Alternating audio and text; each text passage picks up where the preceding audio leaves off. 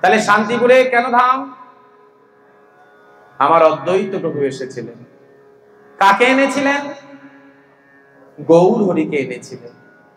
গঙ্গা জলে সুরধনী জলে নয়ন জল দ্বারা তুলসী দিয়ে আকুল প্রাণে প্রেম হুঙ্কারে ডেকে বলেছিলেন, হে মদন গোপাল, কবে আসবে তুমি ধরা ধামে? সাধনা করতে করতে করতে করতে করতে প্রেম হুঙ্কারে নয়ন জলে ডেকে এনেছিলেন। সেই শান্তিপুর ধামের আমরা। এই শান্তিপুরের সমস্ত উঠানের মাটিতে রয়েছেন পদরজ। কাদের রজ? গৌর পার্শ্বদের এবং আমার গৌর হরি নিত্যানন্দ প্রভুর পদরণীও এই নদিয়ার শান্তিপুরের মাটিতেও রয়েছে। কখনো যদি তিলক না থাকে, সেই তিলক যদি একবার শান্তিপুরের মাটিও যদি একবার কেউ অঙ্গে মাখে, সেটাও তিলক সেবার সমান হয়ে যায়। নিতাই গৌর। তো সেই জন্য এই অদ্বৈত প্রভু এনেছেন আমার গৌর হরি। তাহলে কলিযুগে বলেছেন একমাত্র কীর্তনের আশ্রয় করলে তবে তাকে কলি আর গ্রাস করে না। কীর্তন কাকে বলে? আমার কানু সে বিনোদ, আমার কানো সে বিনোদরা, বলে বিনোদয়া ধর বিনোদ মুরলে, বিনোদয়া ধর বিনোদ মুরলে, বিনোদ বিনোদ বাজে, বিনোদ বিনোদ বাজে। এটা বিনোদ ভগবানের রূপের কীর্তন। আবার বিনোদ কতিতে বিনোদ ঘটে, বিনোদ বিনোদ।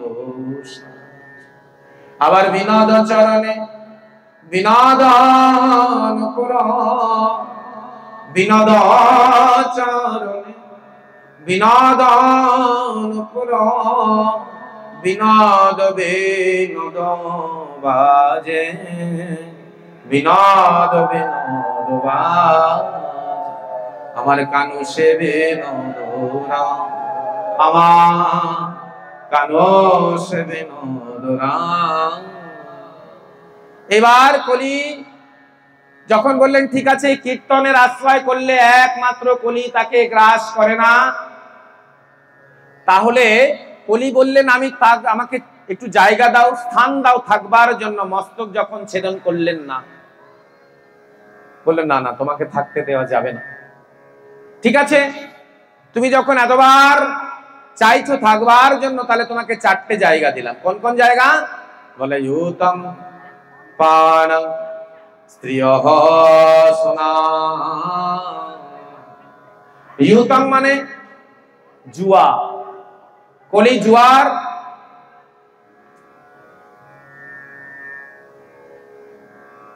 কলি হচ্ছেন জুয়ার এজেন্ট। যে জুয়ার বোর্ডে বসে, জানি না এখানে সব চত্বরে জুয়া ফুয়া খেলে কিনা, আমি শাস্ত্রের কথা বলছি, ভাগবতের কথা। কলি হচ্ছেন 4টে জায়গা থাকতে দিয়েছেন। কাকে? পরীক্ষিত রাজা। কাকে থাকতে দিয়েছেন? কলিকে। ইউতম পানং স্ত্রিয়ঃ সোনা।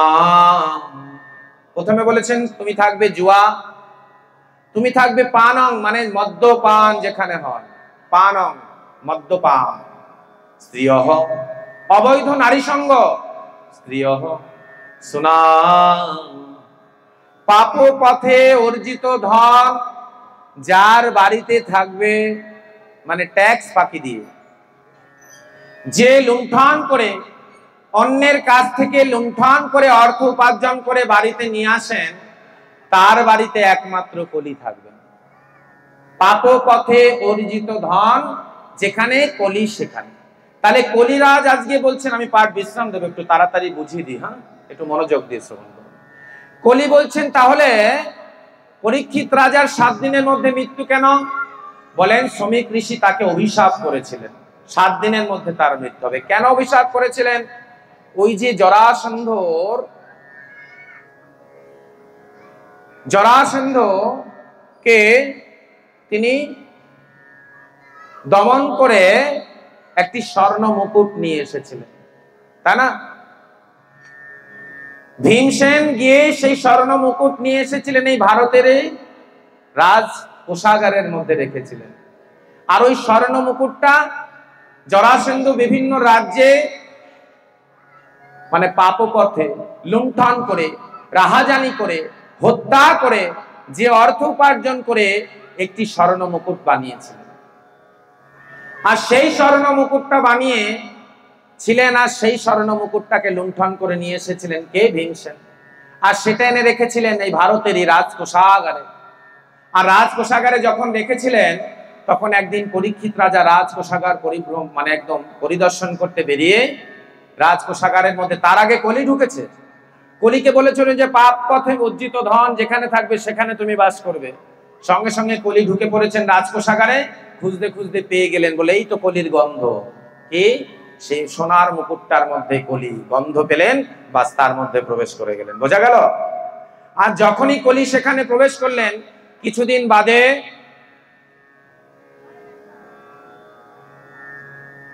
বাদে যখন আবার পরীক্ষিত রাজা ওই রাজকোষাগারে প্রবেশ করলেন, নিজে দেখছেন কি কি আছে, খুঁজতে খুঁজতে ওই সুন্দর একটা মুকুট দেখতে পেয়েছেন। বাহ, খুব সুন্দর মুকুট। তখন নিজের পবিত্র মুকুটটাকে খুলে ফেলে ওই পাপ পথে অর্জিত ধনের যে মুকুটটা তিনি পরে নিলেন। আর সঙ্গে সঙ্গে অহংকার জেগে গেল। এই জন্য যার তার হাতে খেতে নাই কেন, যার তার জিনিস ব্যবহার করতে নেই কেন? আপনি প্রসাদী, আমি তুলসী পাতা দিয়ে খাই, আমি প্রসাদী, আমি অমুক বড় বৈষ্ণব, এগুলো অহংকার করে লাভ নাই। ভজন অতি গোপন জিনিস। এটা না করে আপনি যদি শুদ্ধ ভক্ত পরিচয় দেন যে আমি বৈষ্ণব, আপনার মধ্যে ত্রুটি থাকতে পারে। বৈষ্ণব কাকে বলেন?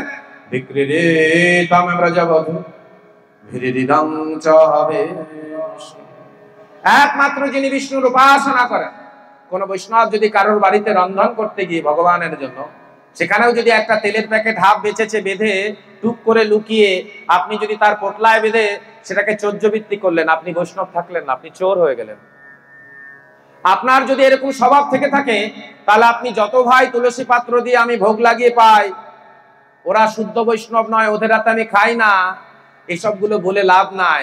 আপনি চোর। আপনার হাতে যদি একবার আমি প্রসাদ পাই, তাহলে আমিও চোর হয়ে যাব। দেখবেন কার হাতে নিতে নেই, স্বভাবটা যার ভালো নেই তার হাতে কিছু গ্রহণ করতে নাই। এই জন্য কলিযুগে সংসারের মধ্যে বৈষ্ণব হন, সংসারের মধ্যে নিষ্কিঞ্চন বৈষ্ণব হন। সংসারের মধ্যে থেকে সমস্ত ক্রিয়া করে যদি সংসারের দায়িত্ব কর্তব্য পালন করে দিন অন্তে একবার গোবিন্দ চরণে যদি হা গৌর প্রাণ গৌর বলে যদি রাখতে পারেন, তাহলেই সংসারে আপনি নিষ্কিঞ্চন বৈষ্ণব। কামনা বাসনা শূন্য করে সাজতে হবে।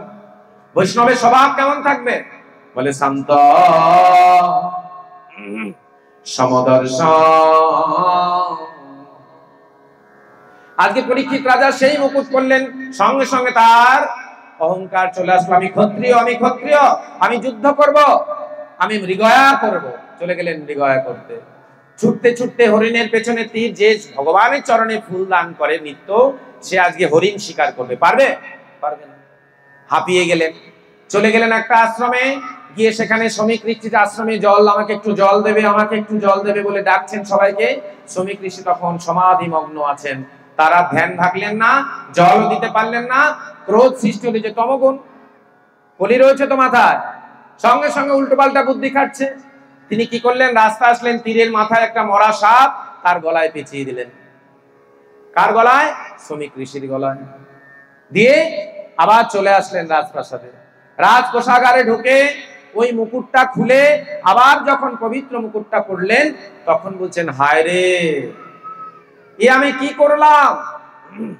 আমি যে হাত দিয়ে সর্বক্ষণ ভগবানের চরণে পুষ্প অর্পণ করেছি, আর সেই হাতে আমি একজন বৈষ্ণবের গলায় মরা সর্পের মালা পরিয়ে দিলাম।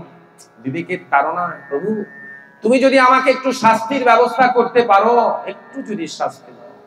সঙ্গে সঙ্গে শ্রমিক ঋষির পুত্র জানতে পারলেন তার পিতার গলায় মরা সর্পের মালা পরিয়েছেন একজন রাজা। তিনি সঙ্গে সঙ্গে অভিশাপ দিলেন গঙ্গার জল হাতে করে। আর সেই অভিশাপ দিলেন কি, যে আমার পিতার গলায় যে মৃত সর্পের মালা পরিয়েছেন তার 7 দিনের মধ্যে মৃত্যু হবে, তক্ষক দংশন।